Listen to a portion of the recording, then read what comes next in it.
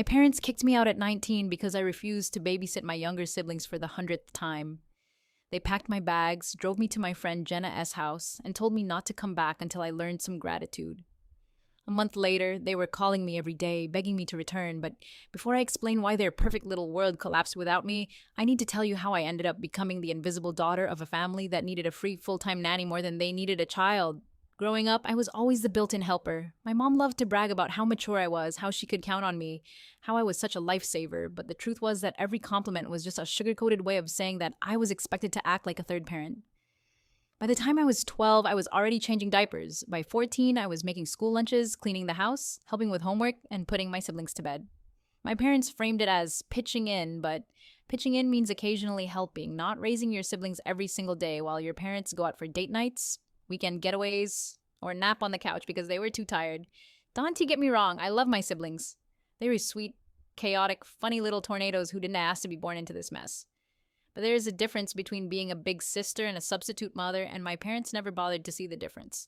When I finished high school, I wanted to take a gap year before college and work part-time to save money. That is so when my parents tightened their grip. Suddenly every conversation turned into, well, if you're not going to college yet, you can help out more at home, or you'll be here anyway, so why not watch the kids? It became obvious that they didn't want me to have independence. They wanted cheap labor. They insisted I should stay home because family comes first, but what they really meant was, your life comes second. Still, I tried to compromise. I worked mornings at a retail store, then rushed home to babysit so my mom could run errands or my dad could go golfing. Anytime I said I had plans, my parents guilt-tripped me. We need you. Your siblings need you. You're being selfish. After months of this, I started telling them no. Not all the time, just sometimes. I just wanted a little freedom, a little breathing room, but to my parents, the word no was an act of rebellion. The final straw happened on a Saturday night. My parents had been invited to a fancy dinner party, and they expected me to watch the kids last minute, as usual. But I had already made plans with Jenna to go to a movie we'd been waiting months to see. I told my parents I couldn't babysit that night. They exploded. My mom accused me of being ungrateful after everything they'd done for me. My dad shouted that I was abandoning the family. I stood my ground for the first time. I told them I wasn't a parent. I wasn't their employee, and I deserved to have a life.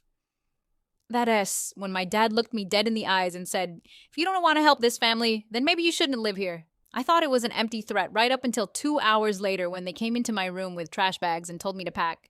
I was numb. I didn't cry. I didn't beg. I just stuffed my things into bags while my parents stood in the doorway like disappointed managers firing an employee who dared to want a weekend off. They drove me to Jenna S. house, barely said goodbye, and pulled away before I even reached the front door.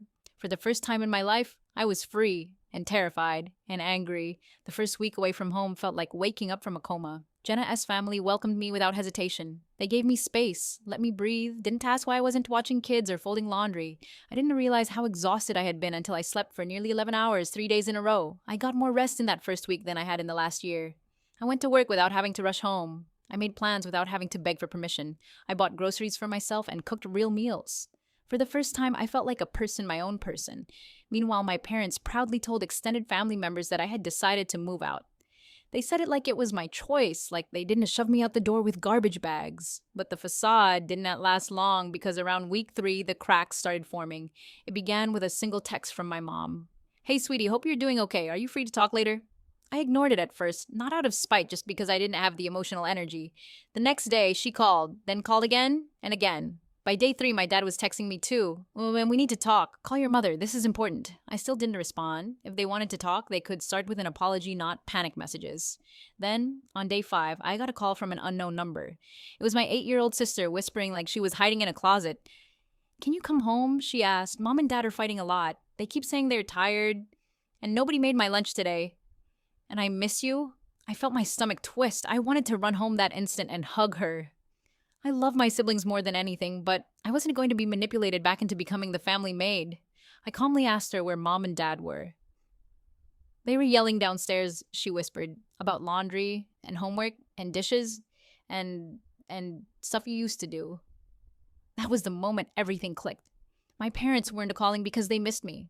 They weren't calling because they realized they were wrong. They were calling because without me, their life was collapsing. All the things I used to do, cleaning, cooking, organizing, babysitting, managing the house were suddenly on their shoulders, and they had no idea how to juggle it. The invisible Daughter was gone, and the house of cards fell. 15 minutes later, my mom texted again. We're sorry for how things happened. Can we meet for dinner? And that's so where the real story begins the moment my parents realized they hadn't lost a daughter, they'd lost their free babysitter. I agreed to meet my parents for dinner, but only because I needed answers, not because I was ready to forgive them. We chose a neutral place, a cheap diner halfway between Jenna S. place and my parents' house. When I walked in, my mom looked exhausted, like she hadn't slept in days, and my dad kept rubbing his temples like he had a permanent headache. They both forced smiles when they saw me, overly bright, like they were trying to pretend nothing had happened. I sat down without hugging them. For once, I watched them squirm. My mom started first, saying, "Sweetie, we just want to talk. We miss you." I didn't say anything. I just raised an eyebrow. She cracked almost immediately. "Okay, things have been difficult since you left. The kids are struggling and the house is a mess," and my dad cut her off. "Your mother is trying to say we made a mistake." I blinked. I had never heard my dad say those words before. Not once. But whether it was guilt or desperation, I couldn't tell. My dad cleared his throat and added, "You're a big part of this family. We didn't realize how much you did." That was the closest thing to an apology I was going to get, and it still didn't feel like enough. My mom reached for my hand, but I pulled mine back. She flinched. "We want you to come home," she said softly. "We want things to go back to normal." That made me laugh, actually. Laugh?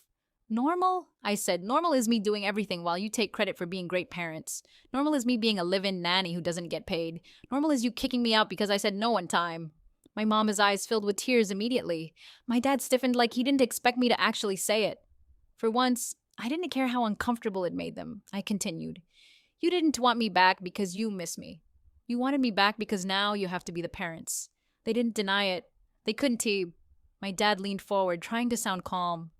"We're willing to make changes. We'll give you more space. We'll lighten your responsibilities. But you are still part of this family, and families help each other. Helping," I said, "is not the same as being your maid." My mom sniffled and said, "We just need some balance. Maybe you watch the kids a few times a week and—" No. The word came out sharp. Final. They both paused. My dad crossed his arms. "Then, what do you want?" he asked, and the tone in his voice told me he expected something unreasonable. A demand for money, maybe, or for them to beg. But all I wanted was freedom. "I want to live my own life," I said. "I'm not moving back in unless I am treated like an adult, not a built-in babysitter. And that means I am not responsible for raising your kids." My parents exchanged a look. My mom whispered, "But we need help. Hire a babysitter," I said, "or a maid, or learn to do things yourselves." My dad's face darkened, and he muttered, "Those things cost money." "Exactly," I replied, "because it S-work. That shut them up pretty quick." For the first time, I saw the truth click in their heads. Everything I had done for years, every chore, every diaper, every sleepless night had real value. Monetary value, emotional value, and they had taken it for granted like it was nothing. My mom finally asked, "So you're staying with that girl?" The way she said that girl made it sound like Jenna was some sketchy stranger instead of the friend who opened her doors when my parents slammed theirs. "Yes," I said, "Jenna and her family treat me better than you do." My mom's face crumpled, and my dad let out a long sigh. "We can do this without you," he admitted, staring at the table. "The kids miss you. The house is chaos. We read behind on everything." "Then step up," I said. "You had kids. You raised them." I could see anger building behind my dad's eyes, like he wanted to argue, but he couldn't. Not with the way the house had apparently turned into a disaster zone without me there to keep it running. My mom wiped her tears and whispered, "Can you at least come visit this weekend? The kids really want to see you." That question hit me differently. I missed my siblings desperately, but I wasn't ready to walk back into that house and fall into old patterns. "I'll visit," I said slowly, but not to work, not to babysit, just to see them. My parents nodded quickly, eager to agree to anything that got me through the front door again. But deep down, I knew visiting was risky. They would guilt trip me, they would push boundaries, they would try to suck me back into the role I finally escaped. After dinner, they hugged me awkwardly. I didn't hug back. I walked out of the diner feeling strangely light. Not happy, not sad, just relieved. I finally said everything I had swallowed for years, but when I got home to Jenna S. place, my phone was already buzzing with messages from my siblings, excited that they'd get to see me. Reading their little misspelled messages made my heart ache, and that S, when the real dilemma hit me, how do I stay connected to the siblings I love without falling back into the trap that nearly ruined my life? The answer came a few days later during the weekend visit. I showed up at my parents' house expecting things to be tense, but I wasn't expecting what I actually walked into. Toys everywhere, dishes piled up, laundry overflowing, my siblings running wild while my parents sat on the couch looking completely overwhelmed. My dad looked at me like he had been waiting for a rescue helicopter. My mom was instantly emotional, throwing her arms around me, telling me how much she had missed me, how the kids had been so hard, how they were trying their best. But I didn't miss the way they both kept glancing at the mess, like they wanted me to jump into cleanup mode. I didn't tea. I just hugged my siblings and ignored everything else. But the moment that told me everything was when my 6-year-old brother looked up at me and asked, "Can you make dinner? Mommy said you're the best at it." And my parents didn't correct him. They didn't say, "No, sweetie, mommy and daddy will make dinner." They just looked at me expectantly. So when I realized nothing had changed, they were only saying the right words out of desperation, not understanding, and I knew if I didn't draw a hard line right then, I'd be trapped again the moment I gave an inch. So I told my little brother gently, "No, sweetheart, mommy and daddy are going to cook tonight. I'm just here to hang out with you." The silence from my parents was deafening, and that silence told me exactly what I needed to know. They didn't want me back as family. They wanted me back as free labor, and they were about to learn I wasn't giving them that anymore. Over the next hour at my parents' house, it became more obvious that they hadn't changed at all, and the more I watched, the more I felt like I was seeing my old life from the outside for the first time. My siblings were clinging to me, excited and happy, but my parents kept circling like vultures, waiting for me to swoop in and fix everything. My mom kept making little comments like, "The kids want to eat vegetables unless you cook them, and I can never get the laundry done the way you used to, and maybe you could help us get reorganized." My dad kept asking questions disguised as guilt trips. "Do you think the house seems different since you've been gone?" Or, "You see how much work we were dealing with, right?" I ignored every hint. I didn't pick up a single toy. I didn't wash a single dish. I didn't fold a single piece of laundry, and I could see the panic building in both of them. After playing with my siblings, we all sat in the living room, and that hiss when my mom finally cracked. She let out a dramatic sigh and said, "Dinner isn't going to cook itself. I guess I'll try to make something." Her eyes flicked toward me, expecting me to jump up. I didn't tea. I just smiled and said, "Good luck. I'm sure you'll figure it out." The shock on her face was priceless. My dad, irritated, muttered, "The least you could do is pitch in a little. You were here." "I am here to visit my siblings," I said calmly, "not to work." That answer made my dad grit his teeth. My mom stood up and snapped, "You were being hurtful on purpose?" "No," I said, "I'm just not doing the work that isn't mine." The tension in the room thickened. My siblings, sensing the storm, huddled closer to me. My dad finally lost it. "We apologized. We admitted we were wrong." "What more do you want from us?" he demanded. I met his glare and said, "I want you to actually change. Not pretend to. Not say sorry and then immediately expect me to pick up where I left off." He opened his mouth to argue, but my siblings interrupted. My 8-year-old sister whispered, "Please don't fight," and that broke me a little. I hugged her and gently said, "We're not fighting, sweetie. We're just talking." My parents both shut up. They pretended to busy themselves in the kitchen, but it was obvious they were waiting for me to come save them. Meanwhile, my siblings dragged me to their rooms to show me art projects and schoolwork, and for a moment I forgot about the tension. But even then, every few minutes my mom would call out from downstairs, "Honey, could you help with weight? Never mind, or I can find the pasta. Where do we usually keep it again?" Every word was just another invitation to step back into my old role. I didn't take it. Dinner ended up being a disaster, burnt, undercooked, and slapped together in a panic, but they needed that reality check.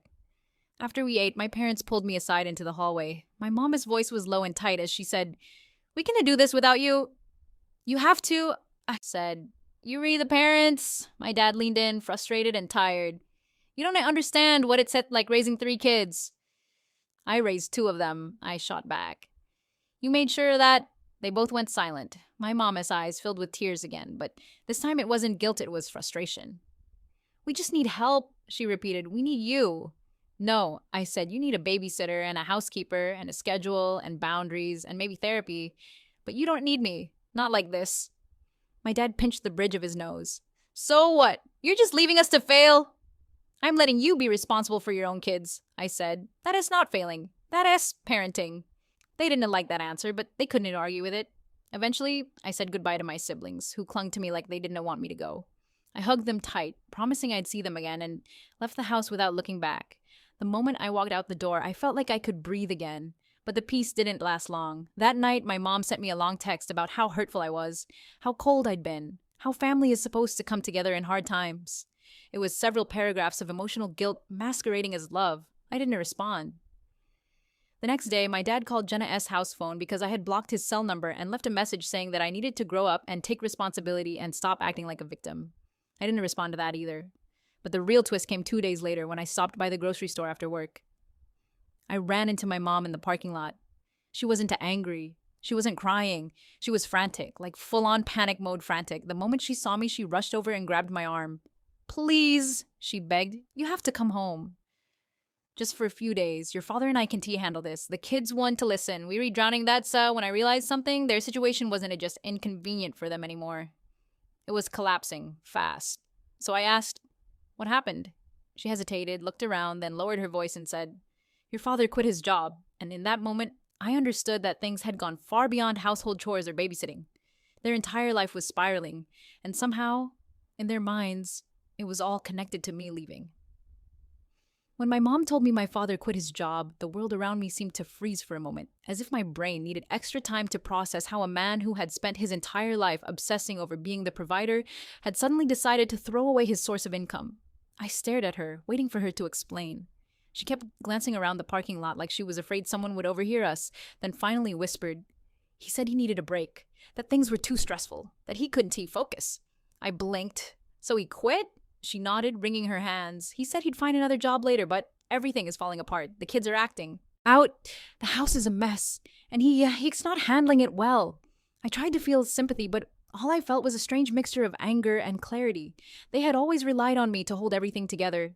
Without me, the balance they'd carefully constructed where I did, all the invisible labor collapsed. My mom grabbed my arm tighter. Please, she begged, just for a few days. You always knew how to calm him down, how to keep the house running. We need you. There it was again. Not, we miss you. Not, we're sorry we hurt you. Just, we need you to solve their problems. I gently pulled my arm away. I am not coming home. Her face twisted in a pained expression somewhere between disbelief and panic. You don't understand, she said. He's not sleeping. He is yelling all the time. The kids are scared. I am scared. Then you both need help, I said, but not from me. My mom stared at me like I had slapped her. This is your family, she snapped. You can turn your back on us. You turned your back on me first, I reminded her. You kicked me out. You don't get to claim family when it's convenient. She opened her mouth, but no words came out. Finally, she whispered, please just think about it. She walked away before I could respond, leaving me standing in the parking lot with a sinking feeling in my chest. Not guilt, just the weight of seeing my parents face consequences for the first time ever. When I got back to Jenna's house, I told her everything. She didn't seem surprised. Your parents depended on you like a crutch, she said. Now the crutch is gone, and they can walk. She was right, and as much as I hated the idea of my siblings dealing with the fallout, I knew going back would only trap me again. Over the next few days, the situation escalated. My dad sent more messages, long, rambling voicemails about stress and sacrifice and how I needed to step up as the oldest. My mom sent guilt-laced texts saying things like, your sister cried herself to sleep again, and we don't know what to do without you. And please think of the family. Every message felt like the same manipulative pattern I'd grown up with. They weren't asking for help. They were demanding my life back. But the real breaking point happened on a Thursday night. It was nearly midnight when Jenna knocked on my bedroom door and said, your dad is outside. I thought she was joking. She wasn't, is he? I looked out the window and saw my father standing on the porch, pacing back and forth like he was debating whether to knock or break down the door.